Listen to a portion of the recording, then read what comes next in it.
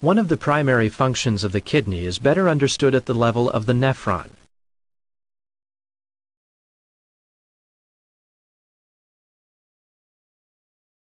In forming urine, the nephron functions to remove metabolic wastes from blood while regulating the volume and composition of body fluids. Urine formation begins in the renal corpuscle, where blood passing through the glomerulus is filtered.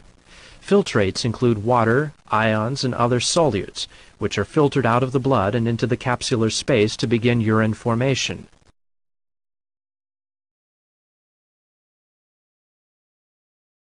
Urine passes into the proximal convoluted tubule, then into the nephron loop. The nephron concentrates urine by the process of the countercurrent multiplication system.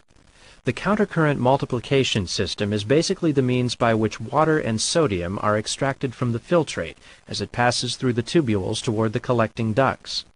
This system is called countercurrent because of the dynamics set up by the hairpin turn of the loop of Henle. The direction of flow in the descending limb of the loop is opposite from the direction of flow in the ascending limb. By flowing in opposite directions in such close proximity, a unique interaction occurs. The loop of Henle dips from the cortex of the kidney into the medulla and is surrounded by the medullary interstitial fluid. The countercurrent multiplication system is responsible for not only elevating the concentration of urine in the loop, but more importantly, it elevates the concentration of the interstitial fluid as well. To explain the countercurrent multiplication system, we must first imagine the loop filled with a stationary column of glomerular fluid, which includes water, salt, and urea. At first, the concentration of the glomerular fluid and the surrounding interstitial fluid will be equal at an osmolarity of 300 milliosmoles. Within the walls of the thick segment of the ascending limb, special pumps extract salt, sodium chloride, from the fluid and transport it to the interstitium. The two areas no longer have an equal osmotic pressure, and a gradient has been established. Within the thick segment, the concentration is at 200 milliosmoles, whereas in the medullary tissue, the concentration is at 400 milliosmoles. Over time, a net diffusion of salt into the descending limb and a net diffusion of water out of the descending limb results in a balance in osmolarity between the descending limb and the surrounding interstitium. Because the thick segment is still actively pumping out salt, the osmolarity of the ascending limb is still 200 milliosmoles, and the interstitium and descending limb are balanced at 400.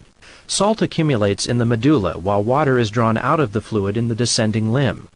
Water is removed by the vasa recta, which are capillaries that surround the loops. In real life, operation of this gradient occurs while the fluid is flowing. Fluid flowing in from the proximal tubule and out to the distal tubule along with the constant pumping of salt into the medulla contributes to the multiplication of this gradient.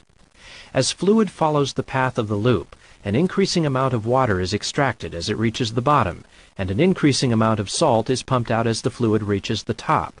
The more salt pumped out, the higher the concentration in the medulla. The higher the concentration in the medulla, the more water is extracted. Eventually, the levels of osmotic pressure are equal horizontally, with the highest value being at the tip of the loop. This level is at 1,400 milliosmoles per liter, which is also the value of the maximal osmolarity of excreted urine. As you can see, fluid becomes more concentrated as it rounds the loop, but it immediately becomes rediluted as it reaches the top. Final concentration of the fluid occurs in the collecting ducts as it must travel back through the concentrated interstitium of the medulla on its way to the calyces. Urine is concentrated even further in the collecting ducts. The collecting duct must transport urine back through the concentration gradient formed by the nephron loop. The walls of the collecting duct are permeable to water, but not to salt. Therefore, an increasing amount of water is drawn out by osmosis as the fluid travels through the gradient. The gradient provides the force for the concentration of urine, but the rate is determined by the amount of antidiuretic hormone, ADH, in the blood. An increase in ADH in the blood causes the collecting ducts to become more permeable to water. Less urine is secreted and it is more concentrated.